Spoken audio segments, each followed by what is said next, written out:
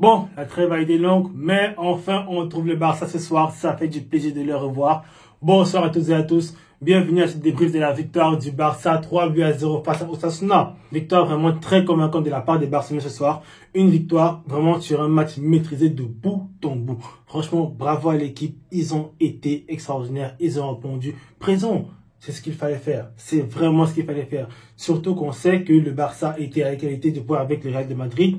Certes, avec ce match en retard, si qu'on vient de jouer face à Osasuna, mais au moins, là, on assure complètement la première place et il faut continuer à la maintenir jusqu'au moment où on jouera le Classico face au Real. Déjà, bravo mec pour les 3 points. 3 points obtenus surtout avec la manière. Surtout avec la manière. Parce que malgré le fait que ce soir, le Barça s'est retrouvé privé de certains joueurs importants de l'effectif, il y avait déjà Koubarsi qui était un certain, on va dire, blessé. Il sera peut-être du retour pour le prochain match durant le week-end. On avait Araujo qui ne pouvait pas jouer ce match-ci. Heureusement du fait qu'il a joué avec l'Uruguay il y a, je crois, 2-3 jours de cela. Même chose pour Rafinha. Le Barça a dû faire tourner énormément. Ce soir, on se retrouve au milieu de terrain avec Pedri, Gavi, De Jong, Dani Olmo. Franchement, ça a bien tourné. Ça a très bien tourné. Je pense qu'il y a 2-3 joueurs offensifs qui ont été un peu en dessous. Moi, j'ai pas trouvé Lamine Yamal très en jambes.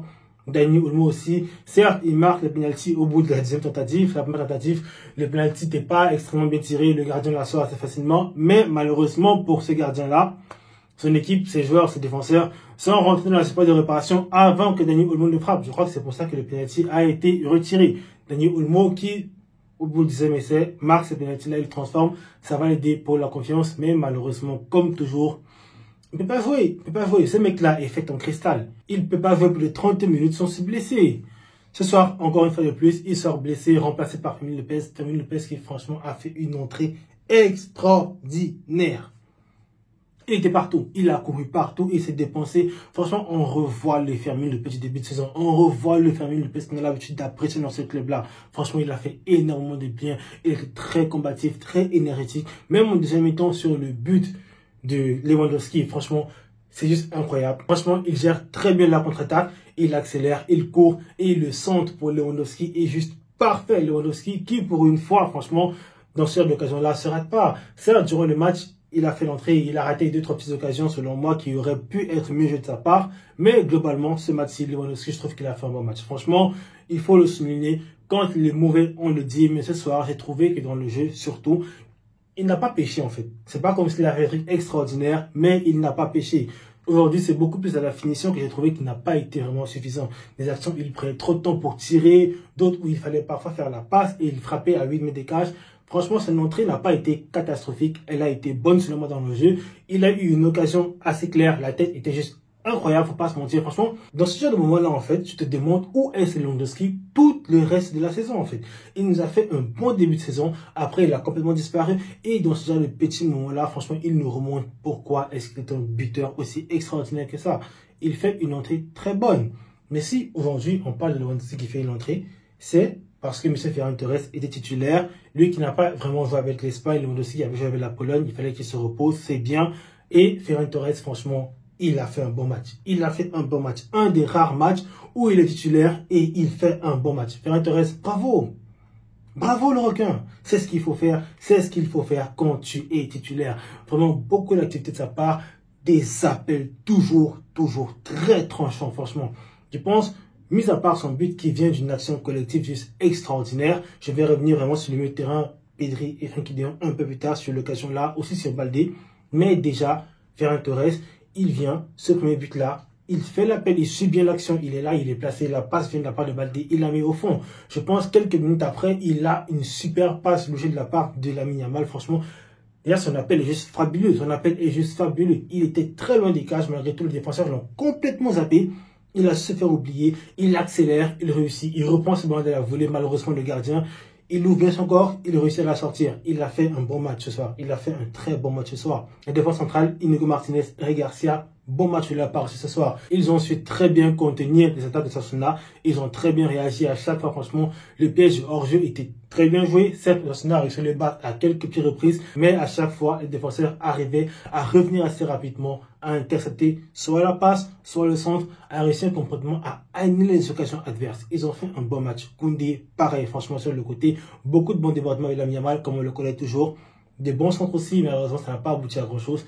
Comme je l'ai dit, Lamine Yamal, lui, j'ai trouvé un peu indécis par rapport aux autres, mais c'est normal. Je trouve déjà qu'il ne fallait même pas qu'il joue ce match-ci, en fait. Selon moi, il aurait peut-être dû commencer sur le banc, parce qu'il a enchaîné énormément avec l'Espagne. Il revient aujourd'hui. Certes, c'est un jeune, il est vraiment assez costaud physiquement, faut pas se mentir. Lamine Yamal est vraiment balèze physiquement, mais je pense qu'il faut essayer de le ménager un peu plus. On va pas retomber dans ce qu'on a vu durant le début de saison, où il avait joué énormément, il a fini par s'être blessé, et après on l'a perdu pendant d'autres matchs. Surtout que là, on arrive à un moment charnière de la saison où on aura besoin d'avoir tous nos joueurs présents le plus possible. Franchement, Lamine Yamal, ce soir, le match moyen, mais pas mauvais. Franchement, pas mauvais. Le match était quand même moyen, mais pas mauvais. Je peux pas venir dire ici que j'ai dit qu'il était nul tout. C'est pas le cas. Il a fait de bons centres, il a fait de belles passes. Franchement, même une passe pour Victor en deuxième mi-temps, une passe vraiment sublime. En fait, tu vois que ce petit-là, même quand il fait pas un match extraordinaire, il a énormément de génie. Donc, Lamine Yamal, bon match de sa part. Maintenant, j'aimerais revenir sur ce milieu de terrain-là. Franchement, on en parle tout le temps, on continue à le dire. Mais ces deux-là, franchement, c'est quasiment un vortex. Déjà, à la récupération de balles, ils aspirent tous les ballons. Ils récupèrent tout.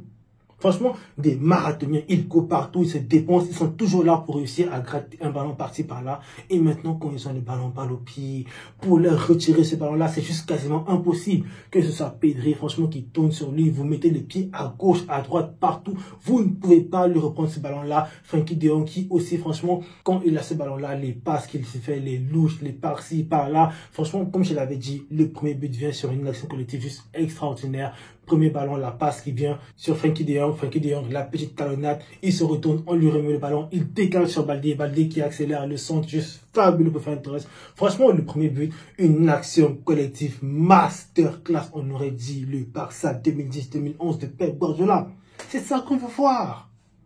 Franchement, c'est ça qu'on demande à ces mecs-là au milieu de terrain, comme d'habitude, le joueur, celui qui finit encore une fois de plus MVP. Je crois que ça va faire peut-être 3 matchs d'affilée.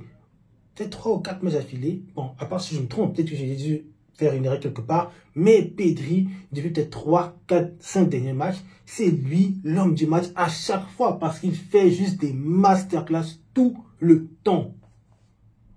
Franchement, on est garni, on est chanceux. Le milieu de terrain a été fabuleux. Même Gavi à côté. Ce soir, j'ai trouvé qu'il a fait un bon match. Franchement, les matchs précédents, il a vraiment été un peu en dessous. Ce soir, il a fait un bon match. Le seul, comme je dis, le milieu de terrain pour moi qui a été un peu en dessous, c'est Dani Olmo. Il n'a pas été flamboyant, franchement. Mis à part son penalty raté, j'ai trouvé que parfois, dans quelques occasions, on ne sentait pas. Et voilà, il est sorti sur blessure. On espère seulement qu'on pourra le retrouver le plus possible parce que, comme je l'ai dit, le Barça va enchaîner. On aura besoin d'avoir le maximum de notre effectif prêt parce que maintenant, la saison va se jouer. On est là dans une course au titre, franchement. Même si aujourd'hui, l'Atlético semble un peu plus loin que le Real Madrid, il ne faut pas oublier que c'est 7 points, franchement. Il y a, je pense, 8 matchs à jouer encore, 8 ou 9 matchs à jouer. Et on peut se faire remonter à tout moment si on n'est pas vigilant. Il va falloir ne plus perdre de points. Déjà, j'espère que ce Barça-là, en demi-finale retour de la Coupe du Roi, va aller éliminer cette équipe Atlético-là pour leur mettre encore, pour moi, plus au fond, quoi. Vraiment leur faire sombrer encore plus. Donc, j'espère qu'ils vont rester concentrés, qu'ils vont continuer à faire de bons matchs comme on l'a vu ce soir. Vraiment, le week-end, ça va être difficile. Certes, parce que ces joueurs-là reviennent de très international. Ils ont enchaîné. Aujourd'hui encore, ils ont joué le week-end. Ils vont devoir encore enchaîner. C'est pas évident pour le parler entre eux. Mais on espère vraiment que physiquement, ils pourront tenir le coup. Chesney, franchement, il n'y a rien à dire par rapport à lui. Il est tranquille, comme d'habitude dans les cages. Rien à signaler, rien à faire. Pas beaucoup d'arrêt à faire pour lui parce que la défense centrale, franchement, a été top. Bon, je m'arrête là pour ce débrief-ci. J'espère que vous l'aurez aimé. Dites-moi en commentaire ce que vous avez pensé de ce match-là. Dites-moi en commentaire pour vous qui est l'homme du match, si vraiment pour Pedri c'est mérité, ou si vous l'aurez pu donner à Ferran Torres parce que oui, il a été assez bon, ou même, je sais pas, Fermin Lopez. Qui sait, chacun a son appréciation du football. Donnez-moi vos avis en commentaire. J'aimerais beaucoup vous lire. Vraiment, merci à tous ceux qui continuent à me suivre, qui s'abonnent, qui partagent la vidéo. Vous restez les meilleurs, vous restez des cracks. On se retrouve très vite pour un prochain débrief ce week-end-là. Passez tous une excellente soirée. Jusqu'à Barça.